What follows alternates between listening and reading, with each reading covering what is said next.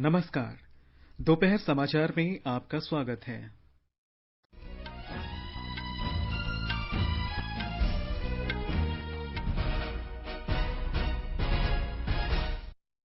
प्रधानमंत्री जनधन योजना के आज 6 साल पूरे।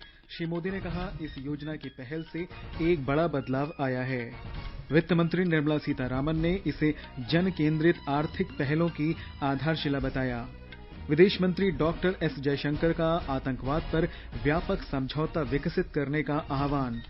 अरुणाचल प्रदेश विधानसभा ने प्रदेश को संविधान की 6ठी अनुसूची के अधीन लाने से संबंधित प्रस्ताव पारित किया और कोविड-19 से स्वस्थ होने की दर 76.24% हुई।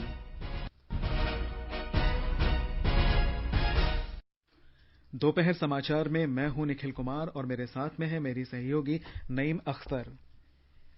केंद्र सरकार के प्रमुख कार्यक्रम प्रधानमंत्री जनधन योजना के आज 6 वर्ष पूरे हो गए हैं। प्रस्तुत है एक रिपोर्ट।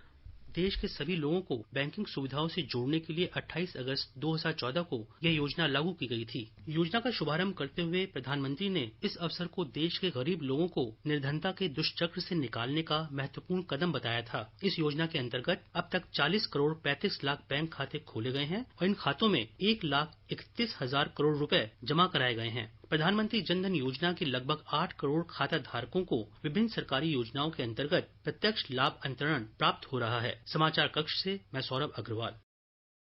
प्रधानमंत्री नरेंद्र मोदी ने कहा है कि प्रधानमंत्री जनधन योजना से एक बड़ा बदलाव आया है और ये पहल गरीबी उन्मूलन के लिए एक आधार है। इस योजना से करोड़ों लोगों को लाभ पहुंचा है। जनधन योजना की 6ठी वर्षगांठ के अवसर पर श्री मोदी ने ट्वीट कर कहा कि ये योजना 6 साल पहले उन लोगों के लिए शुरू की गई थी जिनके पास में बैंक खाता नहीं था। प्रधानमंत्री ने कहा कि इससे लाभान्वित होने वाले लोगों में अधिकतर ग्रामीण और महिलाएं हैं। श्री मोदी ने इस योजना को सफल बनाने के लिए अथक प्रयास करने वालों की भी सराहना की। योजना की 6ठी वर्षगांठ पर वित्त मंत्री निर्मला सीतारामन ने कहा कि प्रधानमंत्री जन धन योजना मोदी सरकार के जन केंद्रित आर्थिक पहलों की आधारशिला है। सूचना और प्रसारण मंत्री प्रकाश जावड़ेकर ने इस अवसर पर कहा है कि इस योजना के अंतर्गत बैंक खाता धारकों की 63% संख्या उन लोगों की है जो ग्रामीण क्षेत्रों से आते हैं। एक ट्वीट संदेश में श्री जावड़ेकर ने कहा कि प्रधानमंत्री जन धन योजना के शुरू होने से लेकर अब तक 40 करोड़ से भी अधिक बैंक खाते खोले जा चुके हैं। असम में प्रधानमंत्री जन धन योजना के अंतर्गत 1 करोड़ 70 लाख बैंक खाते खोले गए हैं। गुवाहाटी में भारतीय स्टेट बैंक के अपर महानिदेशक देवज्योति दत्त ने हमारे संवाददाता को बताया कि 62% लोगों के पास रुपे कार्ड है। उन्होंने कहा कि राज्य में जन धन खातों में 4,258 करोड़ रुपए जमा हैं। विदेश मंत्री डॉक्टर एस जयशंकर ने आतंकवाद पर व्यापक समझौता विकसित करने का आह्वान किया है। ऊर्जा और संसाधन संस्थान टेरी द्वारा आयोजित 19वें दरबारी सेठ स्मारक व्याख्यान में उन्होंने कहा कि आतंकवाद कैंसर की तरह है जो सबको वैसे ही नुकसान पहुंचाता है जैसे महामारियां समूची मानवता पर अपना असर छोड़ती हैं। The struggle against terror and those who aid and abet it is work in progress. It remains for the international system to create the necessary mechanisms to shut down the structure that support and enable terrorism, whether in South Asia or across the globe. इस कार्यक्रम में संयुक्त राष्ट्र महासचिव Antonio Guterres ने भी अपने विचार रखे। रक्षा मंत्री राजनाथ सिंह 5 राफाल लड़ाकू विमानों की पहली खेप 10 सितंबर को अंबाला एयरबेस पर आधिकारिक रूप से वायुसेना में शामिल करेंगे। इस आयोजन में फ्रांस के रक्षा मंत्री फ्लोरेंस पर्ली को भी आमंत्रित किया गया है। ये 5 लड़ाकू विमान 29 जुलाई को फ्रांस से भारत पहुंचे थे। इनमें 3 एक-एक सीट वाले और शेष 2 सीट वाले हैं। अरुणाचल प्रदेश विधानसभा ने प्रदेश को संविधान की 6ठी अनुसूची के अधीन लाने से संबंधित प्रस्ताव पारित किया। संसदीय कार्य मंत्री बमांग फेलिक्स द्वारा सदन में रखे गए प्रस्ताव पर चर्चा के बाद इसे ध्वनि मत से पारित कर दिया गया। चर्चा में भाग लेते हुए मुख्यमंत्री पेमा खांडू ने कहा कि राज्य सरकार ने जो प्रस्ताव रखा है वो ऐतिहासिक है। असम मंत्रिमंडल ने मंगलदोई क्षेत्र में कौशल विश्वविद्यालय स्थापित करने के लिए असम कौशल विकास विश्वविद्यालय विधेयक को स्वीकृति दे दी है। मुख्यमंत्री सर्बानंद सोनोवाल की अध्यक्षता में गुवाहाटी में हुई मंत्रिमंडल की बैठक में राज्य सरकार की तीसरी और चौथी श्रेणी की नौकरियों के लिए अधिकतम आयु सीमा में 2 वर्ष की बढ़ोतरी का भी निर्णय लिया गया। एक रिपोर्ट। असम मंत्रिपरिषद ने 900 करोड़ की लागत से दरंग जिले के मंगलदोई में कौशल विश्वविद्यालय की स्थापना की मंजूरी दी है। साथ ही ड्यूटी के बाद कोविड-19 के कारण मौत होने वाले पत्रकारों, होमगार्ड और सभी कैजुअल कर्मचारियों को 50 लाख रुपए का बीमा कवरेज देने का भी फैसला किया गया है। मंत्रिपरिषद ने सालाना 2 लाख रुपए से कम आय वाले लोगों के लिए हर महीने अरुणोदय योजना के तहत 830 रुपए देने का भी फैसला किया। इसके साथ ही बैठक ने असम हेरिटेज प्रोटेक्शन और प्रिजर्वेशन विधेयक को भी मंजूरी दी है। मानस प्रदीप शर्मा, आकाशवाणी समाचार, गुवाहाटी। देश में कोविड से स्वस्थ होने वालों की दर 76.24% हो गई है। कोविड के वर्तमान मरीजों की तुलना में इस संक्रमण से देश में लगभग 3.5 गुना लोग ठीक हो चुके हैं। अब तक किए गए एहतियाती उपायों के कारण 25 लाख से अधिक रोगी इस संक्रमण से मुक्त हो चुके हैं। पिछले 24 घंटों में 56,000 से अधिक मरीज ठीक हुए हैं। तमिलनाडु, बिहार, हरियाणा और गुजरात में ठीक होने वालों की दर 80% से अधिक है। गुजरात में पिछले 24 घंटों के दौरान कोविड-19 के 1,190 मामलों की पुष्टि हुई है। इस दौरान राज्य में 1,193 रोगी उपचार के बाद ठीक हुए, जबकि 17 लोगों की मौत हो गई। राज्य के स्वास्थ्य विभाग के सूत्रों के हवाले से हमारे संवाददाता ने बताया है कि अब तक कोविड के 51,000 से अधिक मामले हो चुके हैं। इस समय 14,864 संक्रमित लोगों में से 91 रोगी वेंटिलेटर पर हैं। सूरत और अहमदाबाद में कोविड के मामले लगातार बढ़ रहे हैं। केरल में कोविड-19 के फैलाव के मद्देनजर स्वास्थ्य विभाग नमूनों की जांच बढ़ाने पर विचार कर रहा है। राज्य में कोविड रोगियों की संख्या में लगातार बढ़ोतरी के मद्देनजर मुख्यमंत्री पिनरई विजयन ने कहा है कि केरल में स्थिति बहुत गंभीर है। उन्होंने कहा कि इस स्थिति पर काबू पाने के लिए स्वास्थ्य तंत्र को और मजबूत करने तथा लोगों का सहयोग प्राप्त करने की आवश्यकता है। राज्य में इस समय 22,675 रोगियों का इलाज चल रहा है। मिजोरम में पिछले 24 घंटे के दौरान कोविड-19 के 29 और मामलों की पुष्टि हुई है, जबकि 27 रोगियों को उपचार के बाद छुट्टी दे दी गई है। अब राज्य में संक्रमित लोगों की संख्या बढ़कर 1,003 हो गई है। सूत्रों के अनुसार अब तक 500 रोगियों को उपचार के बाद छुट्टी दी गई है और 503 रोगियों का विभिन्न अस्पतालों में इलाज चल रहा है। तमिलनाडु में चेन्नई महानगर विकास एजेंसी ने शहर के कोयम्बेडु में स्थित थोक विक्रेता मंडी को चरणबद्ध तरीके से खोलने का निर्णय लिया है। ये कोविड-19 महामारी के बाद से बंद है। इस बीच कल तमिलनाडु में कोविड-19 मामलों की संख्या 4 लाख से अधिक हो गई है। अनाज मंडी 18 सितंबर से और सब्जी मंडी 28 सितंबर से खुल जाएंगी। इसमें फल और फूल मंडी भी शामिल है। इन बाजारों के खुलने से आर्थिक गतिविधियां धीरे धीरे सामान्य हो जाएंगी। तेलंगाना में कोविड-19 रोगियों की संख्या प्रतिदिन बढ़ रही है। राज्य के चिकित्सा और स्वास्थ्य विभाग द्वारा जारी दैनिक बुलेटिन के अनुसार पिछले 24 घंटे के दौरान 2,900 से अधिक मामले सामने आए। इसके साथ ही कुल संक्रमित लोगों की संख्या 1,17,415 हो गई है। कल 1,580 रोगी स्वस्थ हुए। इसके साथ ही स्वस्थ होने वालों की दर 74.6% है। अब तक 87,675 लोग स्वस्थ हो चुके हैं। कल इस संक्रमण से 8 लोगों की मौत हो गई। इससे मरने वालों की कुल संख्या 799 हो गई है। ये समाचार आकाशवाणी से प्रसारित किए जा रहे हैं। ताज़ा समाचार जानने के लिए आप हमारे Twitter handle @AIR News Hindi को फॉलो कर सकते हैं। ये आकाशवाणी है। आकाशवाणी से विशेषज्ञों की सलाह श्रृंखला में कोविड-19 के बारे में वरिष्ठ चिकित्सकों का परामर्श प्रसारित किया जाता है। आकाशवाणी समाचार से बात करते हुए सफदरजंग अस्पताल के वरिष्ठ चिकित्सक डॉक्टर M.K. सेन ने कहा कि लोगों को मास्क पहनते हुए सावधानी बरतनी चाहिए और इसे उचित तरीके से पहनना चाहिए। ये मास्क नाक और मुंह दोनों को ढके रखना अति आवश्यक है। अगर हम कई दफा ये देखते हैं कि मास्क आधा अधूरा रह जाता है, या तो नाक से सांस लेने के लिए नाक को खुला छोड़ दिया जाता है या मुंह में मतलब ठोड़ी के नीचे लगा दिया जाता है मास्क को, ये गलत तरीका है। और मास्क एक बार गीला हो जाए या गंदा हो जाए तो उपयोग करना बंद कर दें। डिस्पोजेबल है तो उसको फेंक दें, और अगर वो कपड़े का है तो उसको धो के सुखा के दोबारा इस्तेमाल करें, और जब तक के लिए एक दूसरा मास्क आपके पास होना आवश्यक है। डॉक्टर सेन ने कहा कि अगर कोई संक्रमित होता है तो उसे इस बात को छिपाना नहीं चाहिए। आप जानते हैं कि ये भी एक ऐसी बीमारी है जो आप छिपाने से न केवल अपने आप अस्वस्थ होंगे, लेकिन आपके स्वजन परिवार में, आपके आस पड़ोस में जो हैं, इनको आप इनके लिए एक डेंजर करेंगे। तो इससे सबसे बड़ी बात है कि निडर होकर के पहले सामने आए। जब भी हमारे सिम्टम्स जो कि ना हमारे ऑडियो विजुअल और प्रिंट मीडिया में और सभी माध्यम में हमें मालूम हो गया है, जब भी आए तो हम स्वास्थ्य केंद्र तक पहुंचे, हम बताएं और इसका हम टेस्टिंग कराएं और जो भी डॉक्टर साहब का कहना है वो मानते हुए चले। आकाशवाणी का समाचार सेवा प्रभाग आज अपने फोन इन कार्यक्रम में कोविड-19 पर विशेष परिचर्चा प्रसारित करेगा। सफदरजंग अस्पताल नई दिल्ली के डॉक्टर नितेश चर्चा में भाग लेंगे। श्रोता हमारे टोल फ्री नंबर 1800115767 पर फोन करके विशेषज्ञ से सीधे सवाल पूछ सकते हैं। लैंडलाइन नंबर 01123314444 पर भी सवाल पूछे जा सकते हैं। ये कार्यक्रम हमारी वेबसाइट newsonair.com और हमारे YouTube channel news on AIR official पर भी उपलब्ध रहेगा। Mobile app news on AIR से भी अपडेट लिए जा सकते हैं। जम्मू कश्मीर में सांबा प्रशासन ने कोरोना के बढ़ते मामलों को देखते हुए जिले में आज से 1 सितंबर तक के लिए पूर्णबंदी का आदेश जारी किया है। हमारे जम्मू संवाददाता ने खबर दी है कि इस दौरान कुछ समय के लिए आवश्यक सेवाओं की अनुमति दी गई है। क्लिनिक, केमिस्ट, होम्योपैथी, आयुर्वेदिक दुकानों और जांच प्रयोगशालाओं को सुबह 9 बजे से रात 8 बजे तक खुला रखने की अनुमति होगी। इसके अलावा कीटनाशक, फफूंदनाशी और उर्वरकों की खुदरा तथा थोक बिक्री वाली दुकानें, राशन की दुकानें, एलपीजी एजेंसियां और पशुचारे की दुकानें सुबह 9 बजे से दोपहर 1 बजे तक खोली जा सकेंगी। सरकार ने घरेलू उड़ानों में डब्बाबंद नाश्ता, लंच तथा पेय पदार्थ और अंतर्राष्ट्रीय उड़ानों में गर्म भोजन परोसने की अनुमति दे दी है।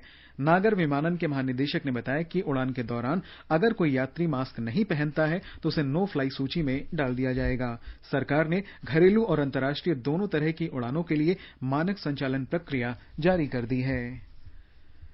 वाणिज्य और उद्योग मंत्री पीयूष गोयल ने कहा है कि भारत और आसियान देशों के बीच सहयोग, समन्वय और प्रतिबद्धता कार्यनीतिक साझेदारी का मार्गदर्शन करेंगे। आसियान भारत व्यापार परिषद को संबोधित करते हुए कल उन्होंने कहा कि कोरोना संकट ने भारत को आपदा के समय दुनिया के एक भरोसेमंद देश के रूप में स्वयं को प्रस्तुत करने का अवसर मिला है। श्री गोयल ने कहा कि आत्मनिर्भर भारत का अर्थ एक ऐसे आत्मविश्वासी भारत से है जो पूरी दुनिया के साथ मजबूती और भरोसे के साथ तथा बराबरी की हैसियत से चलने को तैयार है। आगे बढ़ने से पहले मुख्य समाचारों पर एक नजर। प्रधानमंत्री जन धन योजना के आज 6 साल पूरे। श्री मोदी ने कहा, इस योजना की पहल से एक बड़ा बदलाव आया है। वित्त मंत्री निर्मला सीतारामन ने इसे जन केंद्रित आर्थिक पहलों की आधारशिला बताया। वित्त मंत्री डॉक्टर एस जयशंकर का आतंकवाद पर व्यापक समझौता विकसित करने का आह्वान। अरुणाचल प्रदेश विधानसभा ने प्रदेश को संविधान की 6ठी अनुसूची के अधीन लाने से संबंधित प्रस्ताव पारित किया और कोविड-19 से स्वस्थ होने की दर 76.24% हुई। केंद्रीय अन्वेषण ब्यूरो सीबीआई फिल्म अभिनेता सुशांत सिंह राजपूत के मौत के मामले में मुख्य आरोपी रिया चक्रवर्ती से पूछताछ कर रही है। रिया आज सवेरे मुंबई के कलिना में डीआरडीओ अतिथि गृह पहुंची, जहां सीबीआई की टीम उससे पहली बार पूछताछ कर रही है। सीबीआई की टीम सुशांत की मौत के मामले की जांच के लिए पिछले 8 दिन से मुंबई में है। उसने कल रिया के भाई शोविक चक्रवर्ती का बयान दर्ज किया था। उससे 8 घंटे से अधिक पूछताछ की गई थी। जांच एजेंसी ने इस मामले में सुशांत के साथ रहने वाले सिद्धार्थ पिठानी, रसोइये नीरज सिंह, नौकर दीपेश सावंत और अन्य लोगों से भी पूछताछ की है। इस मामले का संबंध नशीले पदार्थों से होने के बारे में नशीले पदार्थ नियंत्रण ब्यूरो भी रिया से पूछताछ करेगा। इस बीच महाराष्ट्र विधानसभा में विपक्ष के नेता देवेंद्र फडणवीस ने कहा है कि सीबीआई की जांच सही दिशा में आगे बढ़ रही है। संवाददाताओं से बातचीत में उन्होंने कहा कि अब तक की गई जांच से कई खुलासे हुए हैं। श्री फडणवीस ने यह भी कहा कि सीबीआई ने मुंबई पुलिस से 40 दिन से बाद जांच अपने हाथ में ले ली है और हो सकता है कि कुछ आपत्तिजनक दस्तावेज नष्ट कर दिए गए हों। मुंबई उच्च न्यायालय ने एल्गर परिषद कोरेगांव भीमा मामले की आरोपी वकील और सामाजिक कार्यकर्ता सुधा भारद्वाज को जमानत देने से इनकार कर दिया है। सुधा भारद्वाज ने हाइपरटेंशन और मधुमेह जैसी गंभीर बीमारियों से ग्रस्त होने के कारण कोरोना संक्रमण के खतरे की आशंका का हवाला देते हुए जमानत मांगी थी। मामले की जांच कर रही राष्ट्रीय जांच एजेंसी के वकील ने कहा कि अगर कभी सुधा को इलाज कराने या अस्पताल में भर्ती कराने की जरूरत हुई तो सरकार इसकी व्यवस्था करेगी। उच्चतम न्यायालय ने विश्वविद्यालयों की अंतिम वर्ष की परीक्षा 30 सितंबर तक कराने के बारे में विश्वविद्यालय अनुदान आयोग के 6 जुलाई के सर्कुलर को बरकरार रखा है। शीर्ष न्यायालय ने कोविड-19 महामारी के बीच विश्वविद्यालयों और महाविद्यालयों को अंतिम वर्ष की परीक्षा कराने का आदेश देने के अनुदान आयोग के निर्णय को चुनौती देने वाली याचिकाओं पर सुनवाई करते हुए यह फैसला दिया। न्यायालय ने कहा कि राज्य आपदा प्रबंधन अधिनियम के तहत अंतिम वर्ष की परीक्षा स्थगित कर सकते हैं, लेकिन नई तिथियों के बारे में फैसला विश्वविद्यालय अनुदान आयोग के साथ विचार विमर्श से ही करना होगा। राज्यों को आयोग के दिशा निर्देशों के अनुसार ही ये परीक्षाएं करानी होंगी और इसमें किसी भी प्रकार की छूट के लिए अनुमति लेनी होगी। उच्चतम न्यायालय ने देश भर में मुहर्रम का जुलूस निकाले जाने की अनुमति देने की याचिका पर सुनवाई से इनकार कर दिया है। न्यायालय ने एक याचिकाकर्ता को इलाहाबाद उच्च न्यायालय में याचिका दाखिल करने को कहा है। शीर्ष न्यायालय ने कहा कि पूरे देश के लिए सामान्य आदेश कैसे जारी किया जा सकता है और यदि किसी क्षेत्र विशेष के लिए राहत दी जाती है तो संबंधित जोखिम का आकलन संभव होगा। प्रधान न्यायाधीश न्यायमूर्ति एस ए बोबड़े, न्यायमूर्ति एएस बोपन्ना और वी रामासुब्रमण्यम की पीठ ने कहा कि ऐसे किसी आदेश से अव्यवस्था उत्पन्न होगी। जम्मू कश्मीर में कठुआ के उपायुक्त ओपी भगत ने कल प्रधानमंत्री ग्राम सड़क योजना के अंतर्गत चलाए जा रहे कार्यों की समीक्षा की। उपायुक्त ने इस योजना के अंतर्गत चल रही परियोजना के अनुसार सड़क निर्माण कार्यों की समीक्षा और वन तथा भूमि अधिग्रहण जैसे अन्य मामलों पर चर्चा की। उपायुक्त ने शिक्षा योजना, समेकित बाल विकास परियोजना, लाडली बेटी, बेटी बचाओ बेटी पढ़ाओ सहित समाज कल्याण की कई योजनाओं की समीक्षा की और इन योजनाओं को प्रभावी तथा पारदर्शी ढंग से लागू करने के लिए अधिकारियों को निर्देश दिए। जम्मू कश्मीर में स्वास्थ्य विभाग ने राजौरी जिले में आयुष्मान भारत योजना के अंतर्गत 81,000 से अधिक गोल्डन कार्ड जारी किए हैं। राष्ट्रीय स्वास्थ्य मिशन के अंतर्गत 1,83,075 मरीजों की जांच की गई। 617 बड़े ऑपरेशन और 3,430 प्रसव कराए गए हैं। राष्ट्रीय क्षय रोग निवारण कार्यक्रम के अंतर्गत निर्धारित 900 के लक्ष्य में से 364 मरीजों को चिकित्सा सुविधा दी गई। चालू वित्त वर्ष 2020-21 के दौरान 364 में से 286 रोगियों को 5,87,000 रुपए का भुगतान किया गया। प्रधानमंत्री नरेंद्र मोदी ने इस महीने स्वतंत्रता दिवस पर अपने संबोधन में राष्ट्रीय डिजिटल स्वास्थ्य मिशन NDHM आरंभ करने की घोषणा की थी। इस मिशन का उद्देश्य देश के स्वास्थ्य क्षेत्र में नई क्रांति लाना और सभी भारतीयों को स्वास्थ्य पहचान पत्र उपलब्ध कराना है। हमारे संवाददाता ने बताया है कि दादरा और नगर हवेली तथा दमन और दीव प्रशासन ने इस दिशा में काम भी शुरू कर दिया है। दादरा नगर हवेली और दमन और दीव के स्वास्थ्य विभाग द्वारा नेशनल डिजिटल हेल्थ मिशन लागू करने के लिए मेडिकल एसोसिएशन के साथ एक बैठक की गई। स्वास्थ्य और परिवार कल्याण विभाग की सचिव डॉक्टर ए मुथम्मा ने कहा कि यह सुविधा में निजी अस्पताल और क्लिनिक भी शामिल किए जाएंगे। गवर्नमेंट सेक्टर में ये हो गया है, अभी प्राइवेट फैसिलिटीज इसको करना है एंड प्राइवेट फैसिलिटीज में जो डॉक्टर्स है या फैसिलिटी के जो इंचार्ज है उन्होंने इसमें ऑन बोर्ड होना चाहिए। तो इसके लिए IMA के साथ मीटिंग्स हो चुका है और आज से हमारे टेरिटरी में DNH में शुरू हो रहा है ये हेल्थ IDs क्रिएट करना या हेल्थ फैसिलिटीज क्रिएट करना। दमन मेडिकल एसोसिएशन के उपाध्यक्ष डॉक्टर बिजल कापड़िया ने और जानकारी दी। ये योजना के तहत जो इंडिया का प्राइवेट एंड गवर्नमेंट सेक्टर से उनको एक सॉफ्टवेयर माध्यम से एक दूसरे से जोड़ा जाएगा। एक प्रकार की नेशनल लेवल की रजिस्ट्रेशन सिस्टम रहेगी। उसमें जो भी हर एक पेशेंट है उनका अपना जो भी हेल्थ रिकॉर्ड है, उनके रिपोर्ट्स है, उनकी ट्रीटमेंट है, उनकी हिस्ट्री है, ये सभी चीजों को एक सॉफ्टवेयर के माध्यम से एक सेंट्रलाइज्ड डेटाबेस बनाया जाएगा, जिससे पर्सन कहीं पे भी अपने इलाज के लिए जाएगा तो उसका डेटाबेस डॉक्टर के सामने मौजूद रहेगा। नेशनल डिजिटल हेल्थ मिशन लागू होने से न केवल स्वास्थ्य के क्षेत्र में क्रांति होगी, लेकिन सामान्य लोगों के जीवन में भी बड़ा बदलाव आएगा। दमन में प्रदीप भावसार के साथ योगेश पंड्या, आकाशवाणी समाचार, अहमदाबाद। शिक्षा मंत्री रमेश पोखरियाल निशंक ने कहा है कि अलीगढ़ मुस्लिम विश्वविद्यालय ने स्वतंत्रता संग्राम में महत्वपूर्ण भूमिका निभाई है और आज भी देशभक्ति की भावना जागृत कर रहा है। उन्होंने कहा कि विश्वविद्यालय की शैक्षणिक उत्कृष्टता एक महत्वपूर्ण राष्ट्रीय परिसंपत्ति है। शिक्षा मंत्री कल अलीगढ़ मुस्लिम विश्वविद्यालय में जवाहरलाल नेहरू मेडिकल कॉलेज परीक्षा केंद्र के वर्चुअल उद्घाटन आयोजन को संबोधित कर रहे थे। ये परीक्षा केंद्र 2 करोड़ रुपए के सरकारी अनुदान से बनाया गया है। शिक्षा मंत्री ने कहा कि विश्वविद्यालय का मेडिकल कॉलेज ऐसे समय में आशा की नई किरण लेकर आएगा जब देश कोविड महामारी से जूझ रहा है। उन्होंने कहा कि पूरा विश्व विशेषकर शिक्षा क्षेत्र में कोविड-19 के कारण अभूतपूर्व संकट का सामना कर रहा है। उन्होंने कहा कि सरकार इस बात के लिए प्रतिबद्ध है कि शिक्षा केंद्र और विद्यार्थियों पर इस संकट का प्रतिकूल असर न पड़े। शिक्षा मंत्री ने आशा व्यक्त की कि अलीगढ़ मुस्लिम विश्वविद्यालय की निर्बाध प्रगति होगी और यह वैश्विक स्तर पर मॉडल विश्वविद्यालय के रूप में उभरेगा। गृह मंत्री अमित शाह ने पुलिस अनुसंधान और विकास ब्यूरो BPRND की स्वर्ण जयंती पर बधाई दी है। एक ट्वीट संदेश में श्री शाह ने कहा कि देश की आंतरिक सुरक्षा को मजबूत करने में ब्यूरो महत्वपूर्ण भूमिका निभा रहा है।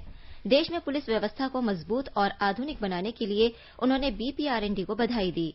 पुलिस अनुसंधान और विकास ब्यूरो की स्थापना 28 अगस्त 1970 को हुई थी। पुलिस की कार्यप्रणाली को बेहतर बनाने, उनकी समस्याओं का अध्ययन करने और इसे गति देने के लिए इसकी स्थापना की गई थी। पहले 5 वर्षों में BPRND ने पुलिस अधिकारियों की क्षमता विकास पर ध्यान केंद्रित करते हुए 55,000 अधिकारियों और पुलिसकर्मियों को प्रशिक्षण दिया। प्रधानमंत्री नरेंद्र मोदी इस रविवार को आकाशवाणी पर मन की बात कार्यक्रम में देश और विदेश में रह रहे लोगों से अपने विचार साझा करेंगे। ये मन की बात कार्यक्रम की 68वीं कड़ी होगी। एक ट्वीट में श्री मोदी ने लोगों से इस कार्यक्रम के लिए अपने विचार साझा करने की अपील की। उन्होंने कहा कि लोग अपने विचार नमो ऐप या माईगॉव ओपन फोरम पर अपने सुझाव दे सकते हैं। टोल फ्री नंबर 1800-117800 पर डायल कर संदेश रिकॉर्ड कराए जा सकते हैं। प्रधानमंत्री को सीधे सुझाव देने के लिए 1922 पर मिस्ड कॉल कर SMS से लिंक प्राप्त किया जा सकता है। ये समाचार हमारी वेबसाइट newsonair.com/hindi और हमारे mobile app news on AIR पर भी उपलब्ध हैं। दोपहर समाचार में आपका फिर स्वागत है। बिहार के 20 जिलों में बाढ़ से 7,50,000 से अधिक हेक्टेयर में खड़ी फसलें बर्बाद हो गई हैं। राज्य के कृषि मंत्री प्रेम कुमार ने बताया कि बाढ़ प्रभावित क्षेत्रों के किसानों को 30,500 रुपए प्रति हेक्टेयर के हिसाब से मुआवजा दिया जाएगा।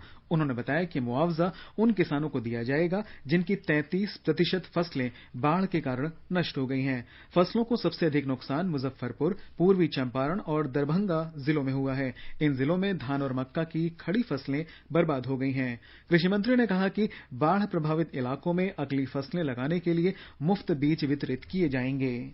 प्रदेश के 16 जिलों में 1,333 पंचायतों के 83,50,000 से अधिक लोग बाढ़ की चपेट में हैं।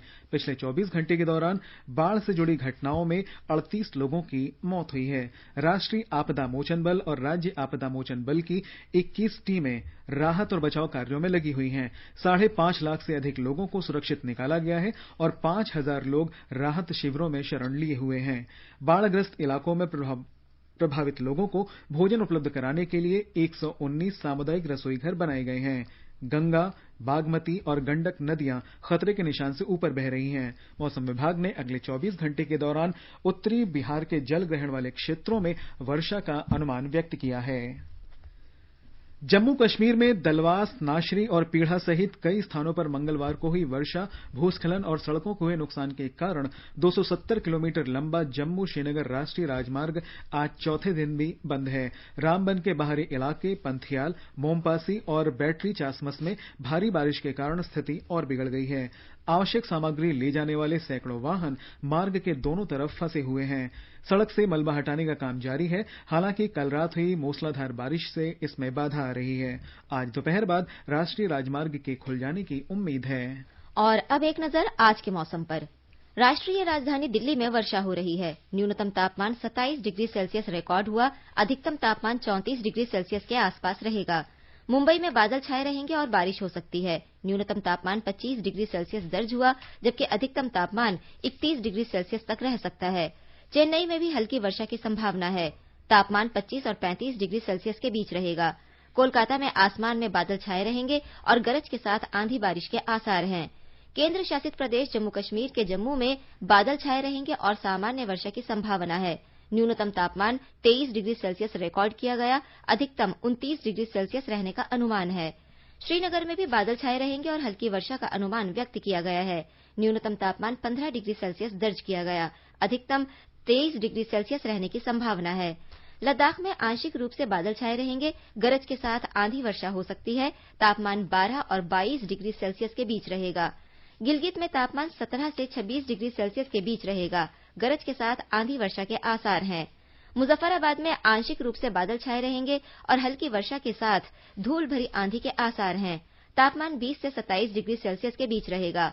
देहरादून में न्यूनतम तापमान 23 डिग्री सेल्सियस रिकॉर्ड किया गया। अधिकतम 34 डिग्री सेल्सियस रहने की उम्मीद है। छिटपुट वर्षा हो सकती है। चंडीगढ़ में भी गरज के साथ बारिश होने के आसार हैं। न्यूनतम 26 डिग्री सेल्सियस तापमान रहा। अधिकतम 32 डिग्री सेल्सियस तक जा सकता है।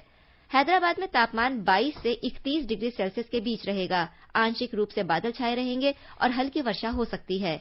अहमदाबाद में न्यूनतम तापमान 25 डिग्री सेल्सियस दर्ज किया गया। अधिकतम तापमान 32 डिग्री सेल्सियस रहेगा। शहर में बादल छाए रहेंगे और हल्की बारिश हो सकती है। पटना में भी हल्की बारिश की संभावना है। न्यूनतम तापमान 27 डिग्री सेल्सियस रिकॉर्ड हुआ। अधिकतम तापमान 33 डिग्री सेल्सियस के आसपास रहेगा। गुवाहाटी में भी गरज के साथ वर्षा का अनुमान है। तापमान 26 से 35 डिग्री सेल्सियस के बीच रहने की संभावना है। विभिन्न मंचों से फर्जी समाचारों की सच्चाई बताने के लिए हम फैक्ट चेक से आपको खबरों की सच्चाई बताते हैं। ऐसे ही एक खबर में सोशल मीडिया के प्लेटफॉर्म पर यह फर्जी खबर गश्त कर रही है कि विशेष योजना के तहत सरकार सितंबर माह से हर एक व्यक्ति का बिजली बिल माफ कर देगी। सरकार ने कहा है कि इसने ऐसी कोई भी घोषणा नहीं की है। केंद्र ने दिल्ली सरकार के इस आरोप को खारिज कर दिया है कि गृह मंत्रालय दिल्ली सरकार के अधिकारियों पर कोरोना जांच न बढ़ाने का दबाव बना रहा है। गृह मंत्रालय ने कहा कि यह आरोप झूठा और निराधार है। इससे पूर्व दिल्ली के स्वास्थ्य मंत्री सत्येंद्र जैन ने इस संबंध में गृह सचिव को एक पत्र लिखा था। गृह मंत्रालय के प्रवक्ता ने ट्वीट कर कहा है कि दिल्ली में मध्य जून तक प्रतिदिन लगभग 4000 जांच हो रही थी, जो गृह मंत्री अमित शाह की पहल से बढ़कर 18 से 20,000 तक हो गई है। मंत्रालय ने कहा कि दिल्ली में कोरोना की स्थिति में सुधार इसलिए हो सका है क्योंकि यहां जांच की संख्या बढ़ाई गई और नियंत्रण के अनेक उपाय किए गए हैं। लोकसभा अध्यक्ष ओम बिरला ने कहा है कि कोविड-19 को देखते हुए मानसून सत्र में संसद का सुचारू कामकाज सुनिश्चित करना उनकी प्राथमिकता है। उन्होंने कहा कि सत्र के दौरान सुरक्षित दूरी बनाए रखने से संबंधित सभी दिशा निर्देशों का पालन किया जाएगा। लोकसभा अध्यक्ष ने बताया कि उन्होंने एक बैठक में सत्र की तैयारियों की समीक्षा की और सभी संबंधित एजेंसियों को सैनिटाइजेशन और अन्य प्रबंधों के लिए मुस्तैदी से काम करने का निर्देश दिया। श्री बिरला ने ट्वीट में कहा कि संसद सदस्यों और उनके कर्मचारियों के लिए आवश्यक नियम तैयार किए जा रहे हैं। संसद कर्मियों के लिए भी दिशा निर्देश तय किए जा रहे हैं। केंद्रीय कृषि मंत्री नरेंद्र सिंह तोमर ने राज्यों के मुख्यमंत्रियों और कृषि मंत्रियों के साथ हाल ही में शुरू किए गए कृषि बाजार सुधारों और 1 लाख करोड़ रुपए के कृषि बुनियादी ढांचा कोष के अंतर्गत वित्त पोषण सुविधा की नई केंद्रीय योजना पर विस्तृत विचार विमर्श किया है। इस कार्यक्रम का आयोजन वीडियो कॉन्फ्रेंस के माध्यम से किया गया। चर्चा के दौरान श्री तोमर ने बताया कि कोष का उद्देश्य फसल कटाई के बाद के प्रबंधन के बुनियादी ढांचे और सामुदायिक कृषि परिसंपत्तियों की उपलब्धता में सुधार करना है। उन्होंने ये भी कहा कि ये सुनिश्चित करना होगा कि छोटे और मझोले किसानों को इसका पूरा लाभ मिल सके। राज्यों के मुख्यमंत्रियों और कृषि मंत्रियों ने कहा कि निधि का उपयोग सुनिश्चित करने में कोई कसर नहीं छोड़ी जाएगी और सभी गांवों में नया बुनियादी ढांचा विकसित किया जाएगा। श्री तोमर ने यह भी कहा कि सरकार किसानों के कल्याण और सतत आजीविका सुनिश्चित करने के लिए प्रतिबद्ध है। उन्होंने आत्मनिर्भर भारत अभियान के अंतर्गत कृषि क्षेत्र के विकास और किसानों की आय दोगुनी करने के लक्ष्यों का भी उल्लेख किया। श्री तोमर ने राज्यों के मुख्यमंत्रियों और कृषि मंत्रियों के साथ योजना के लाभों पर भी चर्चा की। राज्यों को निवेश में वृद्धि करने, कृषि और संबद्ध क्षेत्रों में रोजगार के नए अवसर पैदा करने और किसानों की आय में सुधार पर भी इस बैठक में चर्चा हुई। बैठक के दौरान उत्तर प्रदेश के मुख्यमंत्री योगी आदित्यनाथ ने कहा कि राज्य में पीएम किसान योजना से 2 करोड़ 14 लाख से अधिक किसान लाभान्वित हुए हैं। उन्होंने ये भी बताया कि पहले से जारी 1 करोड़ 44 लाख कार्ड के अलावा 12 लाख नए किसान क्रेडिट कार्ड दिए जा रहे हैं। अमेरिका के राष्ट्रपति डोनाल्ड ट्रंप ने नवंबर महीने में होने वाले चुनाव के लिए रिपब्लिकन पार्टी की ओर से राष्ट्रपति पद की उम्मीदवारी औपचारिक रूप से स्वीकार कर ली है। श्री ट्रंप ने व्हाइट हाउस से कल रिपब्लिकन नेशनल कन्वेंशन के अंतिम दिन पद के लिए मनोनयन स्वीकार किया। बांग्लादेश में कल राष्ट्रकवि काजी नजरुल इस्लाम की 44वीं पुण्यतिथि मनाई गई। इस अवसर पर विभिन्न सामाजिक और सांस्कृतिक संगठनों ने कई कार्यक्रम आयोजित किए। इस मौके पर ढाका विश्वविद्यालय ने वर्चुअल परिचर्चा का कार्यक्रम आयोजित किया। और अंत में मुख्य समाचार एक बार फिर। प्रधानमंत्री जनधन योजना के आज 6 साल पूरे। श्री मोदी ने कहा, इस योजना की पहल से एक बड़ा बदलाव आया है। वित्त मंत्री निर्मला सीतारामन ने इसे जन केंद्रित आर्थिक पहलों की आधारशिला बताया। विदेश मंत्री डॉक्टर एस जयशंकर का आतंकवाद पर व्यापक समझौता विकसित करने का आह्वान। अरुणाचल प्रदेश विधानसभा ने प्रदेश को संविधान की 6ठी अनुसूची के अधीन लाने संबंधी प्रस्ताव पारित किया। और कोविड-19 से स्वस्थ होने की दर 76.24% हुई। इसके साथ ही दोपहर समाचार का ये अंक समाप्त हुआ। नमस्कार।